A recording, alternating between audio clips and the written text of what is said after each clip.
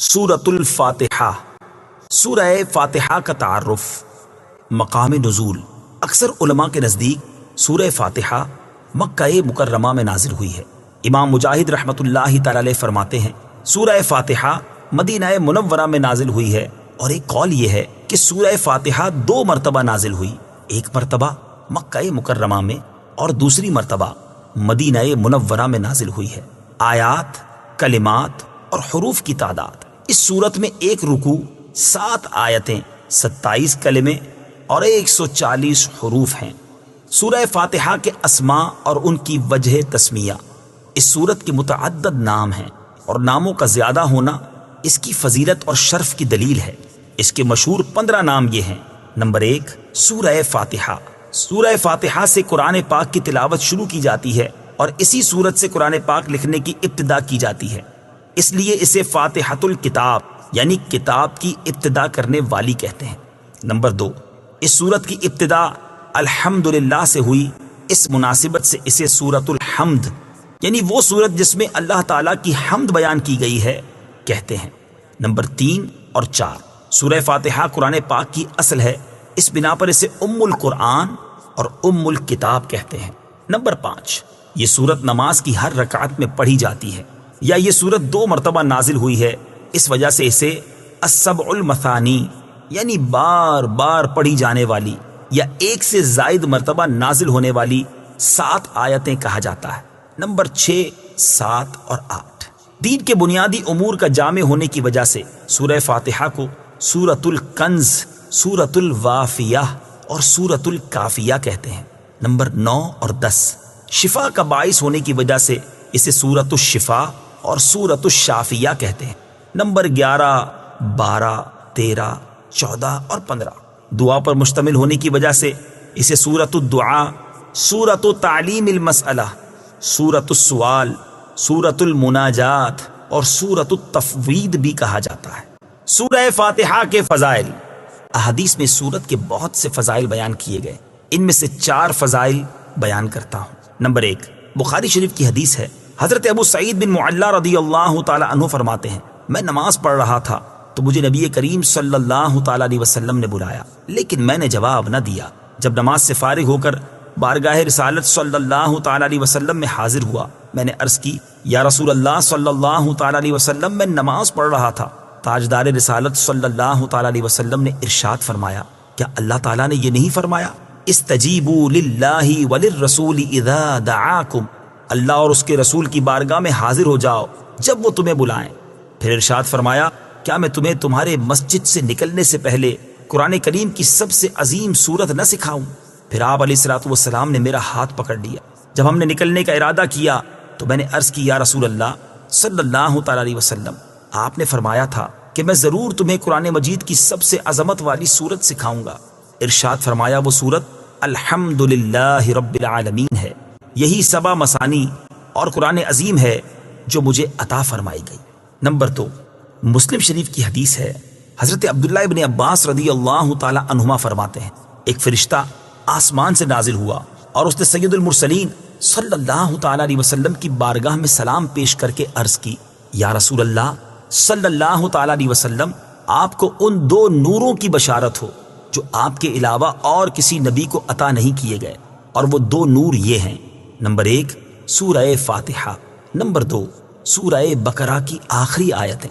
Number 3، حضرت ابی بن کعب رضی اللہ تعالی عنہ سے روایت ہے، حضور پر نور صلی اللہ تعالی علیہ وسلم نے ارشاد فرمایا، اللہ تعالیٰ نے تورات اور انجیل میں ام القرآن کی مثل کوئی سورت نازل نہیں فرمائی۔ نمبر 4، حضرت عبد الملک بن عمیر رضی اللہ تعالی عنہ سے روایت ہے، نبی کریم صلی اللہ تعالی علیہ وسلم نے ارشاد فرمایا، سورہ فاتحہ ہر مرض کے لیے شفا ہے۔ سورہ فاتحہ کے مضامین۔ اس سورت میں یہ مضامین بیان کیے گئے ہیں۔ نمبر 1، اس سورت میں اللہ تعالیٰ کی حمد و ثنا کا بیان ہے۔ نمبر 2، اللہ تعالیٰ کے رب ہونے، اس کے رحمان اور رحیم ہونے، نیز مخلوق کے مرنے کے بعد دوبارہ زندہ کیے جانے اور قیامت کے دن ان کے اعمال کی جزا ملنے کا ذکر ہے۔ نمبر 3، صرف اللہ تعالیٰ کے عبادت کا مستحق ہونے اور اس کے حقیقی مددگار ہونے کا تذکرہ ہے۔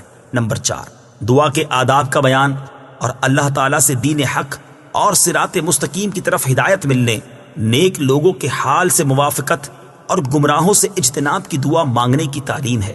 یہ چند وہ چیزیں بیان کی گئی ہیں جن کا سورہ فاتحہ میں تفصیلی ذکر ہے، البتہ اجمالی طور پر اس سورت میں بے شمار چیزوں کا بیان ہے۔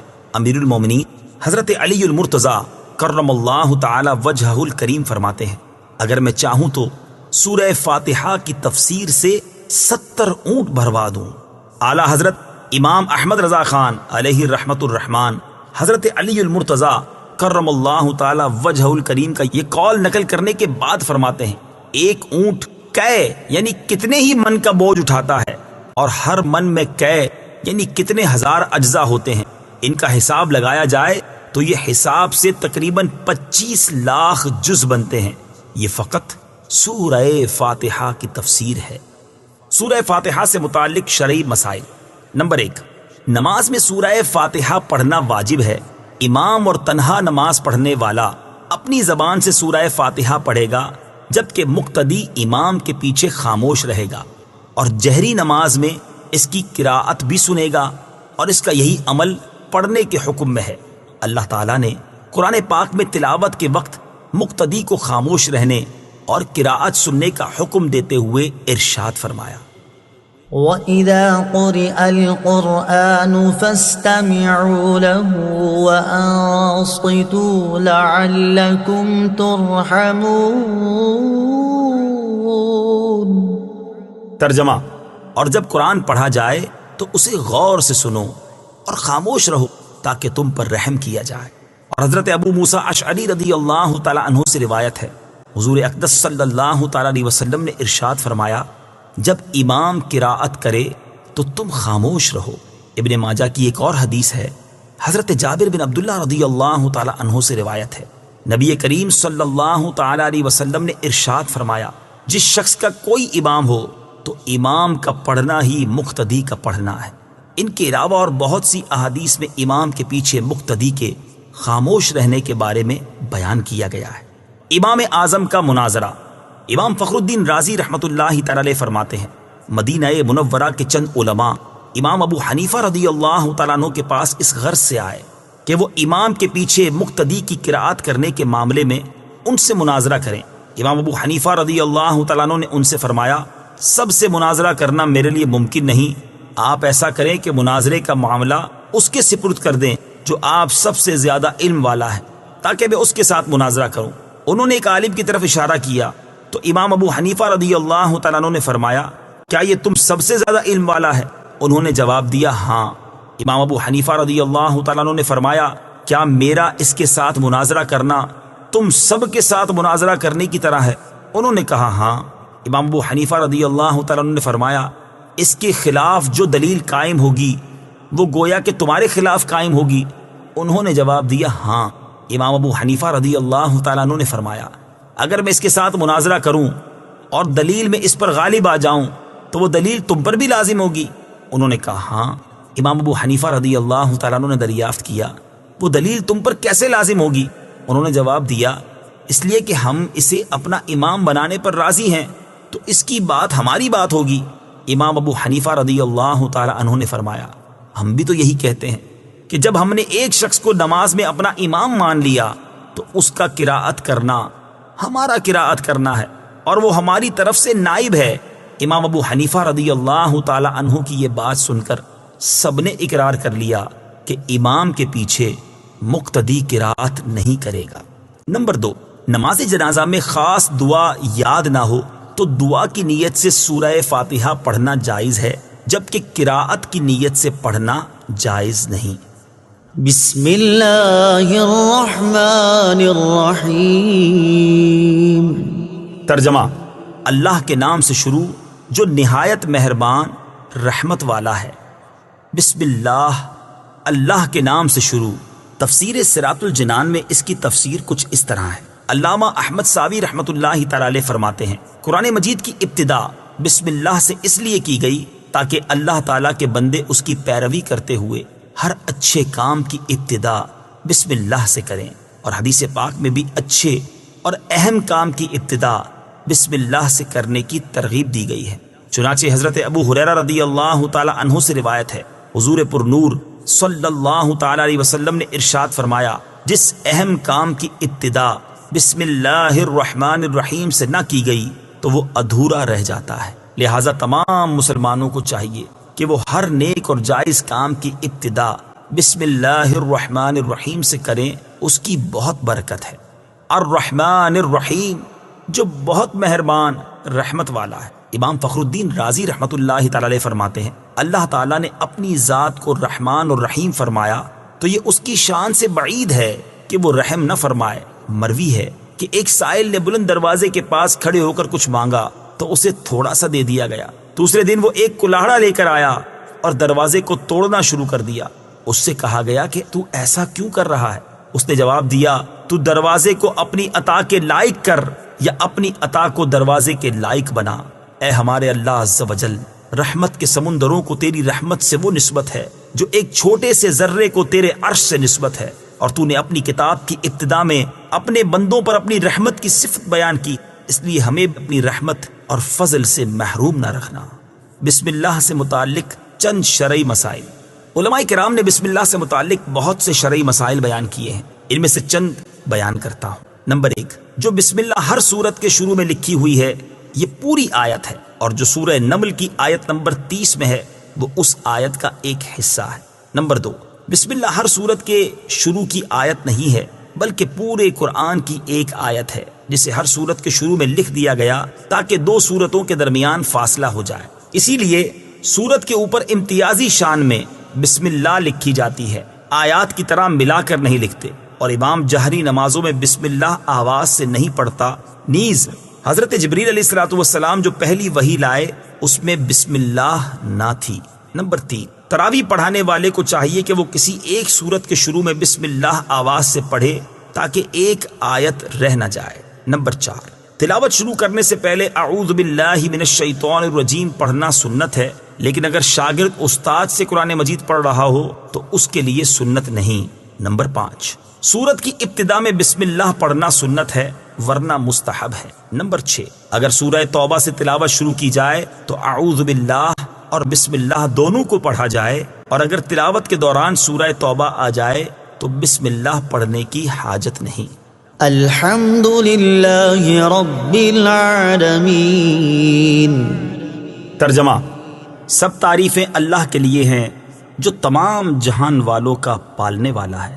الحمدللہ، سب تعریفیں اللہ کے لیے ہیں۔ تفسیر صراط الجنان میں اس کی تفسیر کچھ اس طرح ہے، یعنی ہر طرح کی حمد اور تعریف کا مستحق اللہ تعالیٰ ہے، کیونکہ اللہ تعالیٰ کمال کی تمام صفات کا جامع ہے۔ حمد اور شکر کی تعریف۔ حمد کا معنی ہے کسی کی اختیاری خوبیوں کی بنا پر اس کی تعریف کرنا، اور شکر کی تعریف یہ ہے کہ کسی کے احسان کے مقابلے میں زبان، دل یا اعضاء سے اس کی تعظیم کرنا۔ اور ہم چونکہ اللہ عز و جل کی حمد عام طور پر اس کے احسانات کے پیش نظر کرتے ہیں، اس لیے ہماری یہ حمد شکر بھی ہوتی ہے۔ اللہ تعالیٰ کی حمد و ثنا کرنے کے فضائل۔ احادیث میں اللہ تعالیٰ کی حمد و ثنا کرنے کے بہت فضائل بیان کیے گئے ہیں، ان میں سے 3 فضائل پیش کرتا ہوں۔ نمبر 1، مسلم شریف کی حدیث ہے، حضرت انس بن مالک رضی اللہ تعالی عنہ سے روایت ہے، نبی اکرم صلی اللہ تعالی علیہ وسلم نے ارشاد فرمایا، اللہ تعالیٰ بندے کی اس بات سے خوش ہوتا ہے کہ وہ کچھ کھائے تو اللہ تعالیٰ کی حمد کرے، اور کچھ پیے تو اللہ تعالیٰ کی حمد کرے۔ نمبر 2، ابن ماجہ کی حدیث ہے، حضرت جابر بن عبداللہ رضی اللہ تعالی عنہ سے روایت ہے، حضور پر نور صلی اللہ تعالی علیہ وسلم نے ارشاد فرمایا، سب سے افضل ذکر لا الہ الا اللہ ہے، اور سب سے افضل دعا الحمدللہ ہے۔ نمبر 3، ابن ماجہ ہی کی حدیث ہے، حضرت انس بن مالک رضی اللہ تعالی عنہ سے روایت ہے، حضور اقدس صلی اللہ تعالی علیہ وسلم نے ارشاد فرمایا، جب اللہ تعالیٰ اپنے بندے پر کوئی نعمت نازل فرماتا ہے اور وہ نعمت ملنے پر الحمدللہ کہتا ہے تو یہ حمد اللہ تعالیٰ کے نزدیک اس دی گئی نعمت سے زیادہ افضل ہے۔ حمد سے متعلق شرعی حکم۔ خطبے میں حمد واجب، کھانے کے بعد مستحب، چھینک آنے کے بعد سنت، حرام کام کے بعد حرام، اور بعض صورتوں میں کفر ہے۔ للہ، اللہ کے لیے۔ اللہ اس ذات اعلیٰ کا عظمت والا نام ہے جو تمام کمال والی صفتوں کی جامع ہے۔ اور بعض مفسرین نے اس لفظ کے معنی بھی بیان کیے، جیسے اس کا ایک معنی ہے عبادت کا مستحق، دوسرا معنی ہے وہ ذات جس کی معرفت میں عقلیں حیران ہیں، تیسرا معنی ہے وہ ذات جس کی بارگاہ میں سکون حاصل ہوتا ہے، اور چوتھا معنی ہے وہ ذات کہ مصیبت کے وقت جس کی پناہ تلاش کی جائے۔ رب العالمین، جو سارے جہان والوں کا مالک ہے۔ تفسیر صراط الجنان میں اس کی تفسیر کچھ اس طرح ہے، لفظ رب کے کئی معنی ہیں، جیسے سید، مالک، معبود، ثابت، مصلح اور بتدریج مرتبہ کمال تک پہنچانے والا، اور اللہ تعالیٰ کے علاوہ ہر موجود چیز کو عالم کہتے ہیں، اور اس میں تمام مخلوقات داخل ہیں۔ الرحمن الرحیم، ترجمہ: بہت مہربان، رحمت والا۔ الرحمن، بہت مہربان۔ تفسیر صراط الجنان میں اس کی تفسیر کچھ اس طرح ہے، رحمان اور رحیم اللہ تعالیٰ کے دو صفاتی نام ہیں۔ رحمان کا معنی ہے نعمتیں عطا کرنے والی وہ ذات جو بہت زیادہ رحمت فرمائے، اور رحیم کا معنی ہے بہت رحمت فرمانے والا۔ یاد رہے کہ حقیقی طور پر نعمت عطا فرمانے والی ذات اللہ تعالیٰ کی ہے، کہ وہی تنہا ذات ہے جو اپنی رحمت کا بدلہ طلب نہیں فرماتی۔ ہر چھوٹی بڑی، ظاہری، باطنی، جسمانی، روحانی، دنیاوی اور اخروی نعمت اللہ تعالیٰ ہی عطا فرماتا ہے، اور دنیا میں جس شخص تک جو نعمت پہنچتی ہے وہ اللہ تعالیٰ کی رحمت ہی سے ہے، کیونکہ کسی کے دل میں رحم کا جذبہ پیدا کرنا، رحم کرنے پر قدرت دینا، نعمت کو وجود میں لانا، دوسرے کا اس نعمت سے فائدہ اٹھانا اور فائدہ اٹھانے کے لیے اعضاء کی سلامتی عطا کرنا، یہ سب اللہ تعالیٰ کی طرف سے ہی ہے۔ اللہ تعالیٰ کی وسیع رحمت دیکھ کر گناہوں پر بے باک نہیں ہونا چاہیے۔ ابو عبداللہ محمد بن احمد قرطبی رحمت اللہ تعالی علیہ فرماتے ہیں، اللہ تعالیٰ نے رب العالمین کے بعد اپنے دو اوصاف رحمان اور رحیم بیان فرمائے۔ اس کی وجہ یہ ہے کہ جب اللہ تعالیٰ نے فرمایا کہ وہ رب العالمین ہے، تو اس سے سننے اور پڑھنے والے کے دل میں اللہ تعالیٰ کی عظمت کی وجہ سے اس کا خوف پیدا ہوا، تو اس کے ساتھ ہی اللہ تعالیٰ کے دو اوصاف رحمان اور رحیم ذکر کر دیے گئے، جن کے ضمن میں اللہ تعالیٰ کی اطاعت کرنے کی ترغیب ہے۔ یوں ترغیب اور ترغیب دونوں کا بیان ہو گیا، تاکہ بندہ اللہ تعالیٰ کی اطاعت کرنے کی طرف اچھی طرح راغب ہو اور اس کی نافرمانی کرنے سے رکنے کی خوب کوشش کرے۔ قرآن مجید میں اور مقامات پر اللہ تعالیٰ کی رحمت اور اس کے عذاب دونوں کو واضح طور پر ایک ساتھ ذکر کیا گیا ہے۔ چنانچہ اللہ تعالیٰ ارشاد فرماتا ہے، نبئ عبادی انی انا الغفور الرحیم وان عذابی هو العذاب الالیم۔ ترجمہ: میرے بندوں کو خبر دو کہ بے شک میں ہی بخشنے والا مہربان ہوں، اور بے شک میرا ہی عذاب دردناک عذاب ہے۔ اور ارشاد فرمایا، غافر الذنب وقابل التوب شدید العقاب ذی الطول لا الہ الا هو الیہ المصیر۔ ترجمہ: گناہ بخشنے والا اور توبہ قبول کرنے والا، سخت عذاب دینے والا، بڑے انعام عطا فرمانے والا ہے، اس کے سوا کوئی معبود نہیں، اسی کی طرف پھرنا ہے۔ نیز حضرت ابو ہریرہ رضی اللہ تعالی عنہ سے روایت ہے، رسول اللہ صلی اللہ تعالی علیہ وسلم نے ارشاد فرمایا، اگر مومن جان لیتا کہ اللہ تعالیٰ کے پاس کتنا عذاب ہے تو کوئی بھی اس کی جنت کی امید نہ رکھتا، اور اگر کافر جان لیتا کہ اللہ تعالیٰ کے پاس کتنی رحمت ہے تو اس کی جنت سے کوئی نا امید نہ ہوتا۔ لہٰذا ہر مسلمان کو چاہیے کہ وہ امید اور خوف کے درمیان رہے، اور اللہ تعالیٰ کی رحمت کی وسعت دیکھ کر گناہوں پر بے باک نہ ہو، اور نہ ہی اللہ تعالیٰ کے عذاب کی شدت دیکھ کر اس کی رحمت سے مایوس ہو۔ کسی کو رحمان اور رحیم کہنے کے بارے میں شرعی حکم، اللہ تعالیٰ کے علاوہ کسی اور کو رحمان کہنا جائز نہیں، جبکہ رحیم کہا جا سکتا ہے، جیسے قرآن مجید میں اللہ تعالیٰ نے اپنے حبیب صلی اللہ تعالیٰ علیہ وسلم کو بھی رحیم فرمایا ہے۔ چنانچہ ارشاد باری تعالیٰ ہے، لقد جاءكم رسول من أنفسكم عزيز عليه ما عنتم حريص عليكم بالمؤمنين رؤوف رحيم۔ ترجمہ: بے شک تمہارے پاس تم میں سے وہ عظیم رسول تشریف لے آئے جن پر تمہارا مشقت میں پڑنا بہت بھاری گزرتا ہے۔ وہ تمہاری بھلائی کے نہایت چاہنے والے مسلمانوں پر بہت مہربان رحمت فرمانے والے ہیں۔ مالک یوم الدین، ترجمہ: جزا کے دن کا مالک۔ مالک یوم الدین، جزا کے دن کا مالک۔ تفسیر صراط الجنان میں اس کی تفسیر کچھ اس طرح ہے: جزا کے دن سے مراد قیامت کا دن ہے کہ اس دن نیک اعمال کرنے والے مسلمانوں کو ثواب ملے گا اور گناہ گاروں اور کافروں کو سزا ملے گی، جبکہ مالک اسے کہتے ہیں جو اپنی ملکیت میں موجود چیزوں میں جیسے چاہے تصرف کرے۔ اللہ تعالیٰ اگرچہ دنیا اور آخرت دونوں کا مالک ہے، لیکن یہاں قیامت کے دن کو بطور خاص اس لیے ذکر کیا تاکہ اس دن کی اہمیت دل میں بیٹھے۔ نیز دنیا کے مقابلے میں آخرت میں اللہ تعالیٰ کے مالک ہونے کا ظہور زیادہ ہوگا، کیونکہ اس دن کسی کے پاس ظاہری سلطنت بھی نہ ہوگی جو اللہ تعالیٰ نے دنیا میں لوگوں کو عطا فرمائی تھی۔ اس لیے یہاں خاص طور پر قیامت کے دن کی ملکیت کا ذکر کیا گیا۔ ایاک نعبد و ایاک نستعین، ترجمہ: ہم تیری ہی عبادت کرتے ہیں اور تجھ ہی سے مدد چاہتے ہیں۔ ایاک نعبد و ایاک نستعین، ہم تیری ہی عبادت کرتے ہیں اور تجھ ہی سے مدد چاہتے ہیں۔ تفسیر صراط الجنان میں اس کی تفسیر کچھ اس طرح ہے: اس سے پہلی آیات میں بیان ہوا کہ ہر طرح کی حمد و ثنا کا حقیقی مستحق اللہ تعالیٰ ہے، جو کہ سب جہانوں کا پالنے والا، بہت مہربان اور رحم فرمانے والا ہے۔ اور اس آیت سے بندوں کو سکھایا جا رہا ہے کہ اللہ تعالیٰ کی بارگاہ میں اپنی بندگی کا اظہار یوں کرو کہ اے اللہ عز و جل، ہم صرف تیری ہی عبادت کرتے ہیں، کیونکہ عبادت کا مستحق صرف تو ہی ہے اور تیرے علاوہ اور کوئی اس لائق ہی نہیں کہ اس کی عبادت کی جا سکے، اور حقیقی مدد کرنے والا بھی تو ہی ہے۔ تیری اجازت و مرضی کے بغیر کوئی کسی کی کسی قسم کی ظاہری، باطنی، جسمانی، روحانی، چھوٹی بڑی کوئی مدد نہیں کر سکتا۔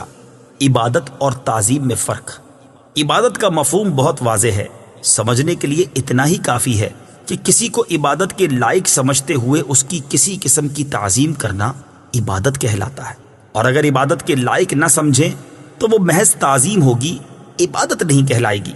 جیسے نماز میں ہاتھ باندھ کر کھڑا ہونا عبادت ہے، لیکن یہی نماز کی طرح ہاتھ باندھ کر کھڑا ہونا استاد، پیر یا ماں باپ کے لیے ہو تو محض تعظیم ہے، عبادت نہیں۔ اور دونوں میں فرق وہی ہے جو ابھی بیان کیا گیا ہے۔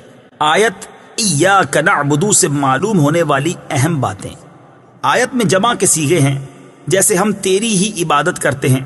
اس سے معلوم ہوا کہ نماز جماعت کے ساتھ ادا کرنی چاہیے، اور دوسروں کو بھی عبادت کرنے میں شریک کرنے کا فائدہ یہ ہے کہ گناہ گاروں کی عبادتیں اللہ تعالیٰ کی بارگاہ کے محبوب اور مقبول بندوں کی عبادتوں کے ساتھ جمع ہو کر قبولیت کا درجہ پا لیتی ہیں۔ نیز یہ بھی معلوم ہوا کہ اللہ تعالیٰ کی بارگاہ میں اپنی حاجت عرض کرنے سے پہلے اپنی بندگی کا اظہار کرنا چاہیے۔ امام عبداللہ بن احمد نصفی رحمۃ اللہ تعالی علیہ فرماتے ہیں، عبادت کو مدد طلب کرنے سے پہلے ذکر کیا گیا کیونکہ حاجت طلب کرنے سے پہلے اللہ تعالیٰ کی بارگاہ میں وسیلہ پیش کرنا قبولیت کے زیادہ قریب ہے۔ اللہ تعالیٰ کی بارگاہ میں وسیلہ پیش کرنے کی برکت۔ ہر مسلمان کو چاہیے کہ وہ اللہ تعالیٰ کی بارگاہ میں کسی کا وسیلہ پیش کر کے اپنی حاجات کے لیے دعا کیا کرے، تاکہ اس وسیلے کے صدقے دعا جلد مقبول ہو جائے۔ اور اللہ تعالیٰ کی بارگاہ میں وسیلہ پیش کرنا قرآن و حدیث سے ثابت ہے۔ چنانچہ وسیلے کے بارے میں اللہ تعالیٰ ارشاد فرماتا ہے، يا أيها الذين آمنوا اتقوا الله وابتغوا إليه الوسيلة۔ ترجمہ: اے ایمان والو، اللہ سے ڈرو اور اس کی طرف وسیلہ ڈھونڈو۔ اور سنن ابن ماجہ میں ہے کہ ایک نابینا صحابی بارگاہ رسالت صلی اللہ تعالیٰ علیہ وسلم میں حاضر ہو کر دعا کے طالب ہوئے، تو آپ صلی اللہ تعالیٰ علیہ وسلم نے انہیں اس طرح دعا مانگنے کا حکم دیا، اللهم إني أسألك وأتوجه إليك بمحمد نبي الرحمة يا محمد إني قد توجهت بك إلى ربي في حاجتي هذه لتقضى اللهم فشفعه في۔ اے اللہ عز و جل، میں تجھ سے سوال کرتا ہوں اور تیری طرف نبی رحمت حضرت محمد صلی اللہ تعالیٰ علیہ وسلم کے ساتھ متوجہ ہوتا ہوں۔ اے محمد صلی اللہ تعالیٰ علیہ وسلم، میں نے آپ صلی اللہ تعالیٰ علیہ وسلم کے وسیلے سے اپنے رب عز و جل کی طرف اپنی اس حاجت میں توجہ کی تاکہ میری حاجت پوری کر دی جائے۔ اے اللہ عز و جل پس تو میرے لیے حضور صلی اللہ تعالی علیہ وسلم کی شفاعت قبول فرما۔ حدیث پاک میں مذکور لفظ یا محمد سے متعلق ضروری وضاحت اعلیٰ حضرت امام احمد رضا خان علیہ رحمۃ الرحمان فرماتے ہیں، علماء تصریح فرماتے ہیں حضور اقدس صلی اللہ تعالی علیہ وسلم کو نام لے کر ندا کرنی حرام ہے، اور یہ بات واقعی محل انصاف ہے۔ جسے اس کا مالک و مولا تبارک و تعالی نام لے کر نہ پکارے تو غلام کی کیا مجال کہ وہ راہ ادب سے تجاوز کرے۔ بلکہ امام زین الدین مراغی وغیرہ محققین نے فرمایا اگر یہ لفظ کسی دعا میں وارد ہو جو خود نبی اکرم صلی اللہ تعالی علیہ وسلم نے تعلیم فرمائی ہو، جیسے دعائے یا محمد انی توجہت بکا الی ربی، تاہم اس کی جگہ یا رسول اللہ یا نبی اللہ کہنا چاہیے۔ حالانکہ الفاظ دعا میں حتی الوسع تغییر نہیں کی جاتی۔ یہ مسئلہ مہمہ یعنی اہم ترین مسئلہ جس سے اکثر اہل زمانہ غافل ہے، واجب الحفظ ہے۔ وَإِيَّاكَ نَسْتَعِينُ، اور تجھ ہی سے مدد چاہتے ہیں۔ تفسیر صراط الجنان میں اس کی تفسیر کچھ اس طرح ہے۔ اس آیت میں بیان کیا گیا کہ مدد طلب کرنا خواہ واسطے کے ساتھ ہو یا واسطے کے بغیر ہو، ہر طرح سے اللہ تعالیٰ کے ساتھ خاص ہے، اور اللہ تعالیٰ کی ذات ہی ایسی ہے جس سے حقیقی طور پر مدد طلب کی جائے۔ اعلیٰ حضرت امام احمد رضا خان علیہ رحمۃ الرحمان فرماتے ہیں حقیقی مدد طلب کرنے سے مراد یہ ہے کہ جس سے مدد طلب کی جائے اسے بالذات قادر، مستقل مالک اور غنی بے نیاز جانا جائے کہ وہ اللہ تعالیٰ کی عطا کے بغیر خود اپنی ذات سے اس کام یعنی مدد کرنے کی قدرت رکھتا ہے۔ اللہ تعالیٰ کے علاوہ کسی اور کے بارے میں یہ عقیدہ رکھنا ہر مسلمان کے نزدیک شرک ہے، اور کوئی مسلمان اللہ تعالیٰ کے علاوہ کسی اور کے بارے میں ایسا عقیدہ نہیں رکھتا، اور اللہ تعالیٰ کے مقبول بندوں کے بارے میں مسلمان یہ عقیدہ رکھتا ہے کہ وہ اللہ تعالیٰ کی بارگاہ تک پہنچنے کے لیے واسطہ اور حاجات پوری ہونے کا وسیلہ اور ذریعہ ہیں۔ تو جس طرح حقیقی وجود کہ کسی کے پیدا کیے بغیر خود اپنی ذات سے موجود ہونا اللہ تعالیٰ کے ساتھ خاص ہے، اس کے باوجود کسی کو موجود کہنا اس وقت تک شرک نہیں جب تک وہی حقیقی وجود مراد نہ لیا جائے۔ یوں ہی حقیقی علم کہ کسی کی عطا کے بغیر خود اپنی ذات سے ہو، اور حقیقی تعلیم کہ کسی چیز کی محتاجی کے بغیر از خود کسی کو سکھانا اللہ تعالیٰ کے ساتھ خاص ہے، اس کے باوجود دوسرے کو عالم کہنا یا اس سے علم طلب کرنا اس وقت تک شرک نہیں ہو سکتا جب تک وہی اصلی معنی مقصود نہ ہو۔ تو اسی طرح کسی سے مدد طلب کرنے کا معاملہ ہے کہ اس کا حقیقی معنی اللہ تعالیٰ کے ساتھ خاص ہے، اور وسیلہ و واسطہ کے معنی میں اللہ تعالیٰ کے علاوہ کے لیے ثابت ہے اور حق ہے، بلکہ یہ معنی تو غیر خدا ہی کے لیے خاص ہیں، کیونکہ اللہ تعالیٰ وسیلہ اور واسطہ بننے سے پاک ہے۔ اس سے اوپر کون ہے کہ یہ اس کی طرف وسیلہ ہوگا، اور اس کے سوا حقیقی حاجت روا کون ہے کہ یہ بیچ میں واسطہ بنے گا۔ بد مذہبوں کی طرف سے ہونے والا ایک اعتراض ذکر کر کے اس کے جواب میں فرماتے ہیں یہ نہیں ہو سکتا کہ خدا سے توسل کر کے اسے کسی کے یہاں وسیلہ اور ذریعہ بنایا جائے۔ اس وسیلہ بننے کو ہم اولیاء کرام سے مانگتے ہیں کہ وہ دربار الہی میں ہمارا وسیلہ، ذریعہ اور قضائے حاجات کا واسطہ ہو جائیں۔ اس بے وقوفی کے سوال کا جواب اللہ تعالیٰ نے اس آیت کریمہ میں دیا ہے۔ وَلَوْ أَنَّهُمْ إِذْ ظَلَمُوا أَنفُسَهُمْ جَاءُوكَ فَاسْتَغْفَرُوا اللَّهَ واستغفر لهم الرسول لوجدوا الله توابا رحيما۔ ترجمہ، اور جب وہ اپنی جانوں پر ظلم یعنی گناہ کر کے تیرے پاس حاضر ہوں اور اللہ سے معافی چاہیں اور معافی مانگیں ان کے لیے رسول، تو بے شک اللہ کو توبہ قبول کرنے والا مہربان پائیں گے۔ کیا اللہ تعالیٰ اپنے آپ نہیں بخش سکتا تھا؟ پھر کیوں یہ فرمایا کہ اے نبی تیرے پاس حاضر ہوں اور تو اللہ سے ان کی بخشش چاہے تو یہ دولت و نعمت پائیں؟ یہی ہمارا مطلب ہے جو قرآن کی آیت صاف فرما رہی ہے۔ زیر تفسیر آیت کریمہ کے بارے میں مزید تفصیل جاننے کے لیے فتاوی رضویہ کی 21ویں جلد میں موجود اعلیٰ حضرت امام احمد رضا خان علیہ رحمۃ الرحمان کا رسالہ برکات الامداد لأہل الاستمداد یعنی مدد طلب کرنے والوں کے لیے امداد کی برکتیں، اس کا مطالعہ فرمائیں۔ اللہ تعالیٰ کی عطا سے بندوں کا مدد کرنا اللہ تعالیٰ ہی کا مدد کرنا ہوتا ہے۔ یاد رہے کہ اللہ تعالیٰ اپنے بندوں کو دوسروں کی مدد کرنے کا اختیار دیتا ہے، اور اس اختیار کی بنا پر ان بندوں کا مدد کرنا اللہ تعالیٰ ہی کا مدد کرنا ہوتا ہے۔ جیسے غزوہ بدر میں فرشتوں نے آ کر صحابہ کرام رضی اللہ تعالیٰ عنہم کی مدد کی، لیکن اللہ تعالیٰ نے ارشاد فرمایا وَلَقَدْ نَصَرَكُمُ اللَّهُ بِبَدْرٍ وَأَنْتُمْ أَذِلَّةٌ۔ ترجمہ: اور بے شک اللہ نے بدر میں تمہاری مدد کی جب تم بالکل بے سر و سامان تھے۔ یہاں فرشتوں کی مدد کو اللہ تعالیٰ کی مدد کہا گیا۔ اس کی وجہ یہی ہے کہ فرشتوں کو مدد کرنے کا اختیار اللہ تعالیٰ کے دینے سے ہے، تو حقیقتاً یہ اللہ تعالیٰ ہی کی مدد ہوئی۔ یہی معاملہ انبیاء کرام علیہ الصلوۃ والسلام اور اولیاء اعظام رحمۃ اللہ تعالیٰ علیہم کا ہے کہ وہ اللہ عز و جل کی عطا سے مدد کرتے ہیں، اور حقیقتاً وہ مدد اللہ تعالیٰ کی ہوتی ہے۔ جیسے حضرت سلیمان علیہ نبینا علیہ الصلوۃ والسلام نے اپنے وزیر حضرت آصف بن برخیہ رضی اللہ تعالی عنہ سے تخت لانے کا فرمایا، اور انہوں نے پلک جھپکنے میں تخت حاضر کر دیا۔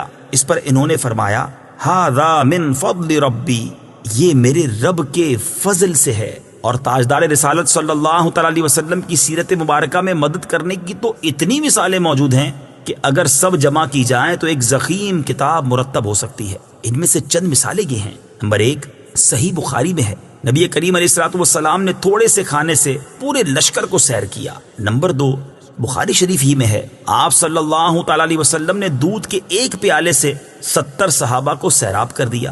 نمبر 3، یہ بھی بخاری شریف میں ہے، انگلیوں سے پانی کے چشمے جاری کر کے 1400 یا اس سے بھی زائد افراد کو سیراب کر دیا۔ نمبر 4، لعاب دہن سے بہت سے لوگوں کو شفا عطا فرمائی، اور یہ تمام مددیں چونکہ اللہ تعالیٰ کی عطا کردہ طاقت سے تھی، لہٰذا سب اللہ تعالیٰ کی ہی مددیں ہیں۔ اس بارے میں مزید تفصیل کے لیے فتاوی رضویہ کی 30ویں جلد میں موجود اعلیٰ حضرت امام اہل سنت مولانا شاہ امام احمد رضا خان علیہ رحمت الرحمان کے رسالے الامن والعلا لناعت المصطفیٰ بدافع البلا، یعنی نعت مصطفیٰ صلی اللہ تعالی علیہ وسلم بیان کرنے والوں کے لیے انعامات کا مطالعہ فرمائیے۔ اهدنا الصراط المستقیم۔ ترجمہ: ہمیں سیدھے راستے پر چلا۔ اہدنا الصراط المستقیم، ہمیں سیدھے راستے پر چلا۔ تفسیر صراط الجنان میں اس کی تفسیر کچھ اس طرح ہے، اللہ تعالیٰ کی ذات و صفات کی معرفت کے بعد اس کی عبادت اور حقیقی مددگار ہونے کا ذکر کیا گیا، اور اب یہاں سے ایک دعا سکھائی جا رہی ہے کہ بندہ یوں عرض کرے، اے اللہ عز و جل، تو نے اپنی توفیق سے ہمیں سیدھا راستہ دکھا دیا، اب ہماری اس راستے کی طرف ہدایت میں اضافہ فرما اور ہمیں اس پر ثابت قدم رکھ۔ صراط مستقیم کا معنی، صراط مستقیم سے مراد عقائد کا سیدھا راستہ ہے جس پر تمام انبیاء کرام علیہ الصلوۃ والسلام چلے، یا اس سے مراد اسلام کا سیدھا راستہ ہے جس پر صحابہ کرام رضی اللہ تعالی عنہم، بزرگان دین اور اولیاء اعظام رحمت اللہ تعالی علیہم چلے، جیسا کہ اگلی آیت میں موجود بھی ہے۔ اور یہ راستہ اہل سنت کا ہے کہ آج تک اولیاء کرام صرف اسی مسلک اہل سنت میں گزرے ہیں، اور اللہ تعالیٰ نے انہی کے راستے پر چلنے اور انہی کے ساتھ ہونے کا فرمایا ہے۔ فرمان باری تعالیٰ ہے، يا أيها الذين آمنوا اتقوا الله وكونوا مع الصادقين۔ ترجمہ: اے ایمان والو، اللہ سے ڈرو اور سچوں کے ساتھ ہو جاؤ۔ ابن ماجہ کی حدیث ہے، حضرت انس رضی اللہ تعالیٰ عنہ سے روایت ہے، سید المرسلین صلی اللہ تعالیٰ علیہ وسلم نے ارشاد فرمایا، بے شک میری امت کبھی گمراہی پر جمع نہیں ہوگی، اور جب تم لوگوں میں اختلاف دیکھو تو تم پر لازم ہے کہ سواد اعظم یعنی مسلمانوں کے بڑے گروہ کے ساتھ ہو جاؤ۔ ترمذی شریف کی حدیث ہے، حضرت عبداللہ بن عمر رضی اللہ تعالیٰ عنہما سے روایت ہے، نبی اکرم صلی اللہ تعالیٰ علیہ وسلم نے ارشاد فرمایا، بنی اسرائیل 72 فرقوں میں تقسیم ہو گئے تھے، اور میری امت 73 فرقوں میں تقسیم ہو جائے گی، ان میں سے ایک کے علاوہ سب جہنم میں جائیں گے۔ صحابہ کرام نے عرض کی، یا رسول اللہ صلی اللہ تعالی علیہ وسلم، نجات پانے والا فرقہ کون سا ہے؟ ارشاد فرمایا، وہ اس طریقے پر ہوگا جس پر میں اور میرے صحابہ ہیں۔ ہدایت حاصل کرنے کے ذرائع، یاد رہے کہ اللہ تعالیٰ نے ہدایت حاصل کرنے کے بہت سے ذرائع عطا فرمائے ہیں، ان میں سے چند یہ ہیں۔ نمبر 1، انسان کی ظاہری باطنی صلاحیتیں جنہیں استعمال کر کے وہ ہدایت حاصل کر سکتا ہے۔ نمبر 2، آسمانوں زمینوں میں اللہ تعالیٰ کی قدرت و وحدانیت پر دلالت کرنے والی نشانیاں جن میں غور و فکر کر کے انسان ہدایت پا سکتا ہے۔ نمبر 3، اللہ تعالیٰ کی نازل کردہ کتابیں، ان میں سے تورات، انجیل اور زبور قرآن پاک نازل ہونے سے پہلے لوگوں کے لیے ہدایت کا باعث تھیں، اور اب قرآن مجید لوگوں کے لیے ہدایت حاصل کرنے کا ذریعہ ہے۔ نمبر 4، اللہ تعالیٰ کے بھیجے ہوئے خاص بندے انبیاء کرام اور مرسلین اعظام علیہم الصلاۃ والسلام یہ اپنی اپنی قوموں کے لیے ہدایت حاصل کرنے کا ذریعہ تھے، اور ہمارے نبی حضرت محمد مصطفیٰ صلی اللہ تعالی علیہ وسلم قیامت تک آنے والے تمام لوگوں کے لیے ہدایت کا ذریعہ ہیں۔ آیت اہدنا الصراط المستقیم سے معلوم ہونے والے احکام۔ اس آیت سے 3 باتیں معلوم ہوئیں۔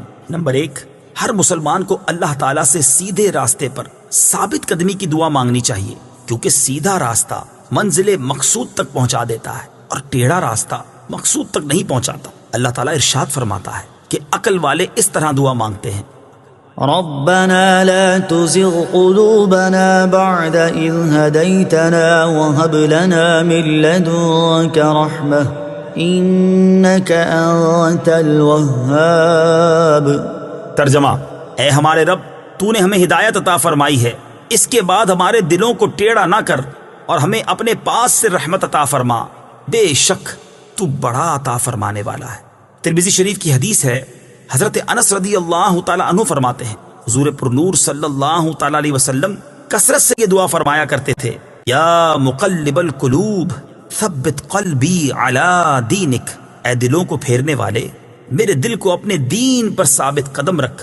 تو میں نے عرض کی: یا رسول اللہ صلی اللہ تعالی علیہ وسلم، ہم آپ پر اور جو کچھ آپ لائے ہیں اس پر ایمان رکھتے ہیں، تو کیا آپ کو ہمارے بارے میں کوئی خوف ہے؟ رسول پاک صلی اللہ تعالی علیہ وسلم نے ارشاد فرمایا: ہاں، بے شک دل اللہ تعالیٰ کی شان کے لائق اس کی انگلیوں میں سے 2 انگلیوں کے درمیان ہیں، وہ جیسے چاہتا ہے انہیں پھیر دیتا ہے۔ نمبر 2، عبادت کرنے کے بعد بندے کو دعا میں مشغول ہونا چاہیے۔ نمبر 3، صرف اپنے لیے دعا نہیں مانگنی چاہیے بلکہ سب مسلمانوں کے لیے دعا مانگنی چاہیے، کہ اس طرح دعا زیادہ قبول ہوتی ہے۔ صراط الذين أنعمت عليهم غير المغضوب عليهم ولا الضالين۔ ترجمہ: ان لوگوں کا راستہ جن پر تو نے احسان کیا، نہ کہ ان کا راستہ جن پر غضب ہوا اور نہ بہکے ہوئوں کا۔ صراط الذین انعمت علیہم، ان لوگوں کا راستہ جن پر تو نے احسان کیا۔ تفسیر صراط الجنان میں اس کی تفسیر کچھ اس طرح ہے۔ یہ جملہ اس سے پہلی آیت کی تفسیر ہے کہ صراط مستقیم سے مراد ان لوگوں کا راستہ ہے جن پر اللہ تعالیٰ نے احسان و انعام فرمایا، اور جن لوگوں پر اللہ تعالیٰ نے اپنا فضل و احسان فرمایا ہے ان کے بارے میں ارشاد فرماتا ہے: ومن يطع الله والرسول فأولئك مع الذين أنعم الله عليهم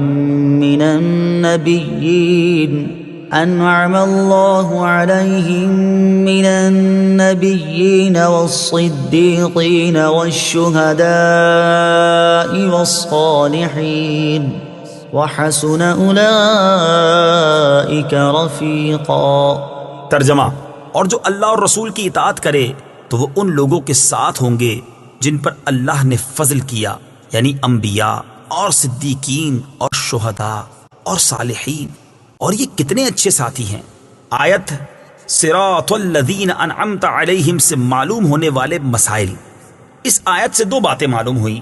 نمبر 1، جن امور پر بزرگان دین کا عمل رہا وہ صراط مستقیم میں داخل ہے۔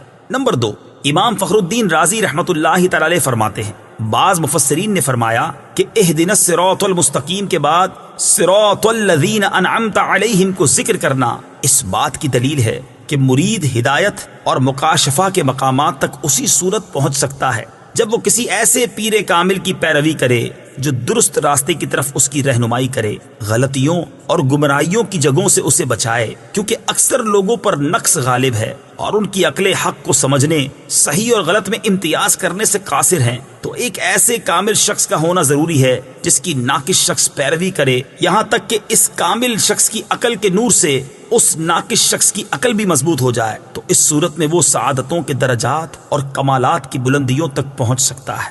غیر المغضوب علیہم ولا الضالین، نہ کہ ان کا راستہ جن پر غضب ہوا اور نہ بہکے ہوئوں کا۔ اس کی تفسیر صراط الجنان میں ہے۔ جن پر اللہ تعالیٰ کا غضب ہوا ان سے مراد یہودی اور بہکے ہوئوں سے مراد عیسائی ہیں، جیسا کہ سنن ترمذی جلد 4 صفحہ 444 حدیث نمبر 2964 میں ہے۔ اور امام فخر الدین رازی رحمت اللہ تعالی علیہ نے یہ بھی لکھا ہے کہ جن پر غضب ہوا ان سے مراد بد عمل ہیں اور بہکے ہوئوں سے مراد بد عقیدہ لوگ ہیں۔ ہر مسلمان کو چاہیے کہ وہ عقائد، اعمال، سیرت، صورت ہر اعتبار سے یہودیوں، عیسائیوں اور تمام کفار سے الگ رہے، نہ ان کے طور طریقے اپنائے اور نہ ہی ان کے رسم و رواج اور فیشن اختیار کرے، اور ان کی دوستیوں اور صحبتوں سے دور رہتے ہوئے اپنے آپ کو قرآن و سنت کے سانچے میں ڈھالنے میں ہی اپنے لیے دونوں جہان کی سعادت تصور کرے۔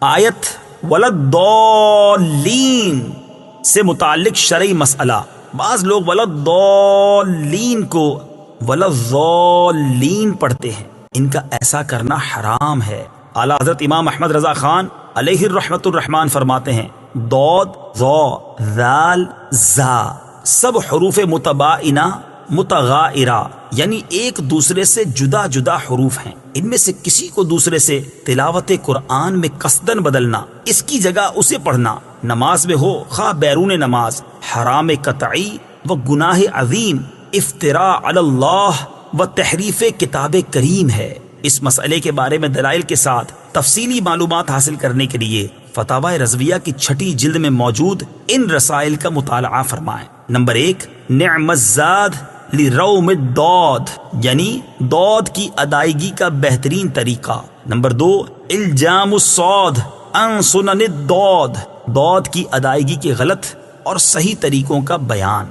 آمین اس کا ایک معنی ہے اے اللہ عز و جل تو قبول فرما، دوسرا معنی ہے اے اللہ عز و جل تو ایسا ہی فرما۔ آمین سے متعلق شرعی مسائل۔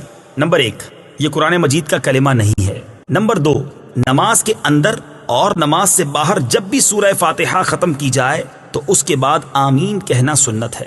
نمبر 3، احناف کے نزدیک نماز میں آمین بلند آواز سے نہیں بلکہ آہستہ کہی جائے گی۔ صدق اللہ العظیم۔